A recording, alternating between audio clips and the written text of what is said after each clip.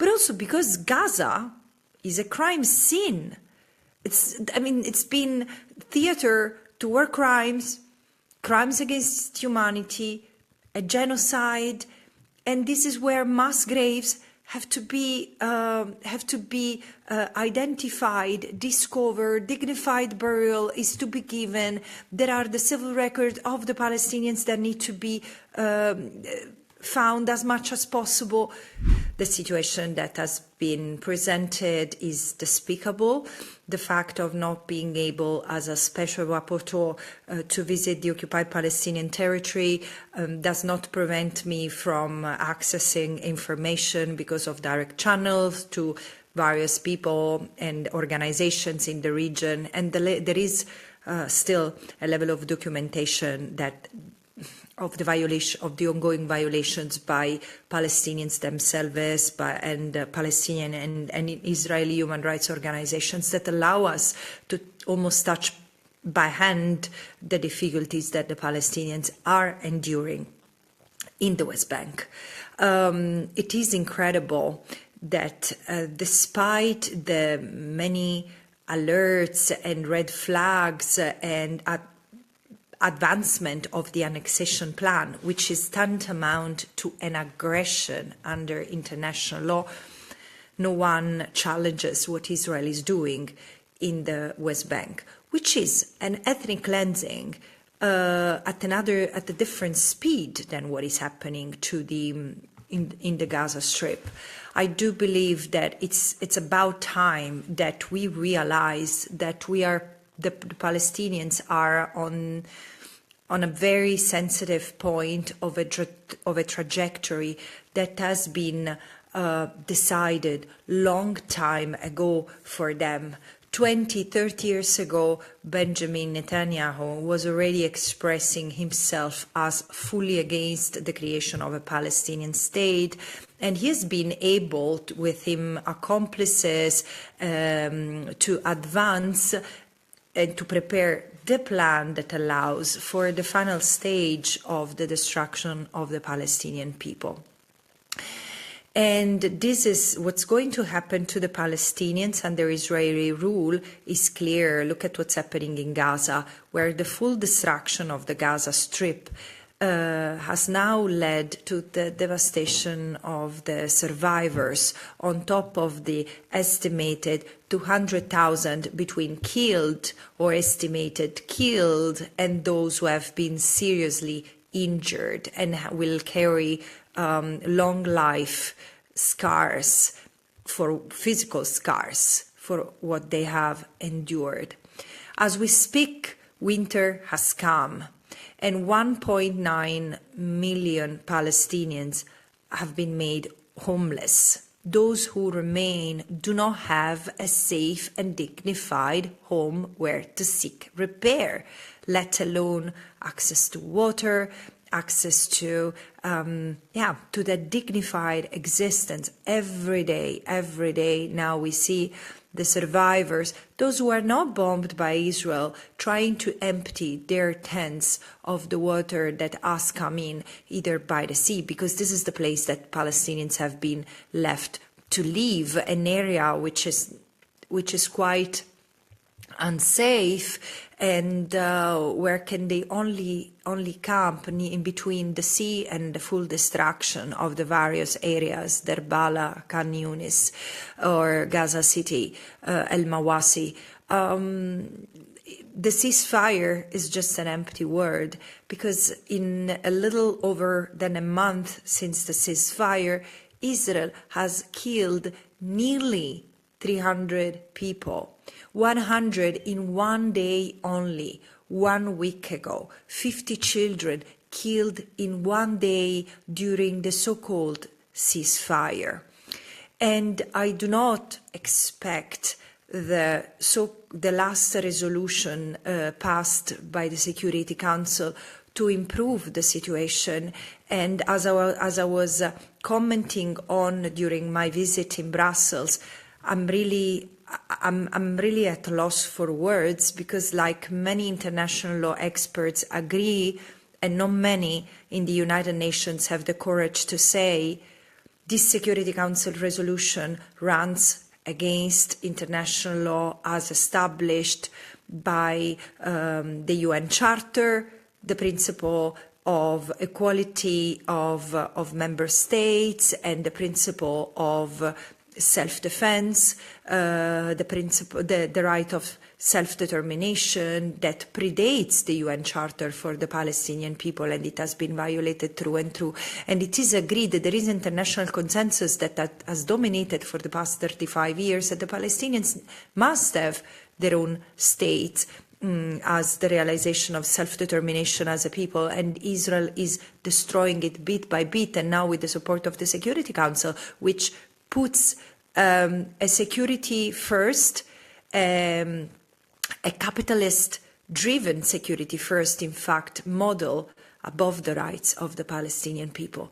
They won't have agency, they won't have direct control over the Gaza Strip. There will be an administration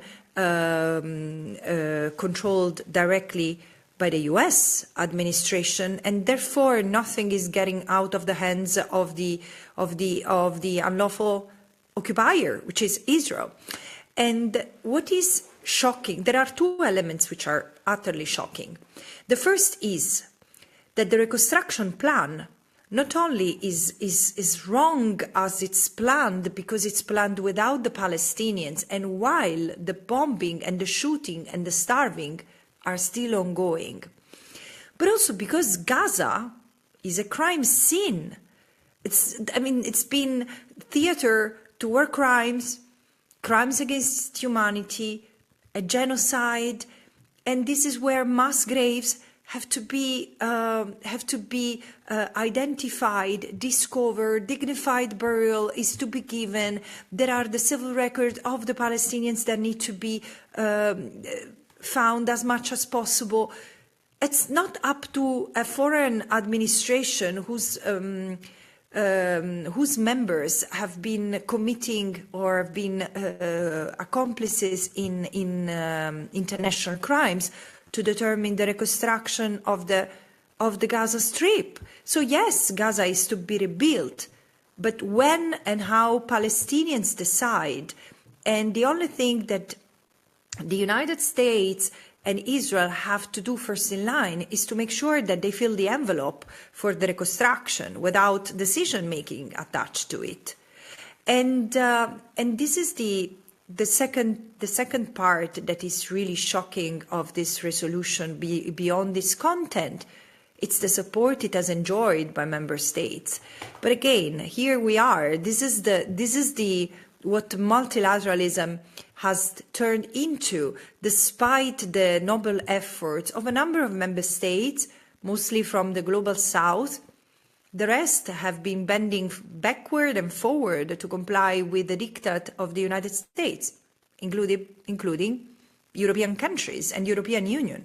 The European Union has failed to act as a regional organization capable of enforcing even the most basic political measures to stop the crimes that Israel has been committing. And in fact, what I argue in my report, in my last report to the General Assembly, is that member states, including most European states, have contributed to create the conditions for Israel to maintain an unlawful occupation, an apartheid regime, and now a genocide. So, and this has happened through states providing diplomatic and political support, military support, and economic support. Bear in mind that when I say support, it doesn't mean aid, it means also political cover, but it also means mutual profiting, and I'll get to it when I cover the last point. So I found in my report that the European Union and its officials have continued to operate with Israel according to the long-tested model of business as usual, reiterating unwavering support for Israel's right to defend itself, even when it was absolutely adamant that Israel was committing crimes, international crimes, at least war crimes, targeting civilians, using indiscriminatory violence, failing to take precautions, and failing the proportionality test in its response, whatever it was, against Hamas. From an economic, and also what I should notice here is also the fact that the narrative and the political discourse that has been accompanying these political choices, never preventing Israel from joining international fora, has been to relaunch and to revamp colonial tropes against the Palestinians, buying into the logic of a civilized people fighting an existential struggle against a people of savage. The second element is the economic support. The European Union has proudly remained Israel's largest trading partner, accounting for 1/3 of the total trade flows, including over the past 2 years. Regrettably, the EU-Israel Association Agreement continues to operate unchallenged, with institution failing once again to terminate it when the opportunity arose in last July. I also found extremely serious the fact that the Horizon program alone has financed and continues to finance in Israeli entities, including military institutions like the Israeli aerospace industries, Rafael Advanced Defense System, or Elbit System, and the Israeli Ministry of Defense itself, which have been part and parcel not only of the crimes that have been committed against the Palestinians, not only of the testing of weapons and technologies on the Palestinians, but also of the genocide that has been committed over the past 2 years. And also the EU financial backing has been significant because I estimated that also relying on public sources, that since 1988 the European Investment Bank has financed Israeli entities, including the one I mentioned above, for a total of nearly 3 billion euros, including directly funding banks which are listed in the database of companies involved in settlement-related activities, like Bank Leumi. But also, the European Union has maintained, or European countries, members of the European Union, have continued to supply Israel with gas and fuel, with major corporations having their headquarters in the European Union being instrumental to the arming, financing, and profiting from Israel's atrocities. Last but not least, there is the military sector, which remains a central pillar of the EU-Israel cooperation. And during the genocide, arms exports and imports from EU member states to Israel have increased. The European Union has supported Israel's military apparatus, investing in technologies that were tested, as I said, over the Palestinians, and these have been used to fortify its own fortress Europe, with Frontex deploying the very same drones that are produced by Israeli companies once tested on the Palestinians. And these are the same used in the Mediterranean Sea. So, again, this is where I say it's interesting the role that Europe is playing today, because it very much, and I say that with much regret, not only Europe is demonstrating to be willing to ignore human rights violations in order to protect the tools for its own violations, but in doing so, it's really showing an anachronistic colonial posture that is also evident in the alliances today it maintains with partners that are making us more and more insecure at the expense of a new multilateralism that could have happened with the global South, especially in the face of what has happened in the Gaza Strip. I want to conclude that it would have just sufficed to the European Union to follow what the International Court of Justice has decided, has determined in July 2024. First of all, European member states and European Union have not complied with the ICJ provisional measures that recognize the plausibility of a genocide and therefore triggered the responsibility to protect. It doesn't matter. It doesn't matter that European institutions have refused to take care, to acknowledge a genocide. This is something that should be considered wherever there were a process, a trial against them or against the European leaders, because denial of genocide is part of the genocide itself. But even equally serious is the fact that the European Union has skillfully, masterfully circumnavigated the obligations posed and reminded by the International Court of Justice which recognized the legality of the occupation last July 2024, saying that the occupation is unlawful, is illegal, and it must be dismantled totally and unconditionally, because it has helped annex territory, further displaced, annexed occupied territory, further displaced occupied population, and impose a regime that violates the provisions against racial segregation and apartheid. Therefore, what is to be done and what should the European Union and its members, what should have they done?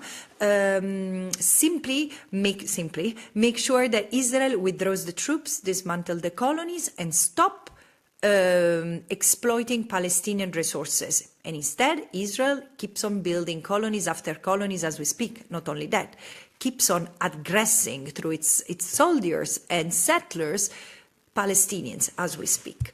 So I think that this is the most, really the most shameful moment and a moment of moral test for the European Union, whose hurt the value-driven Europe we once dreamed of and we thought to have partly realized over the year seems to be dead.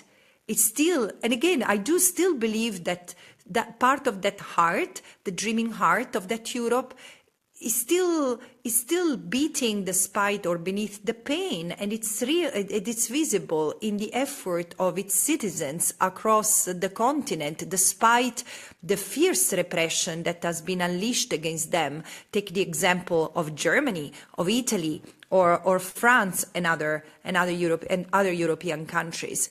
So Palestine represents a test today, not just for the Palestinians, not just for the United Nations, not just for international law and multilateralism, but also for the European Union, because especially for the young generation, which is very disappointed, according to the polls, about how politicians are handling political affairs. For them, this genocide is not something that they will read on history books and is history in the making, and they deserve better from the European Union.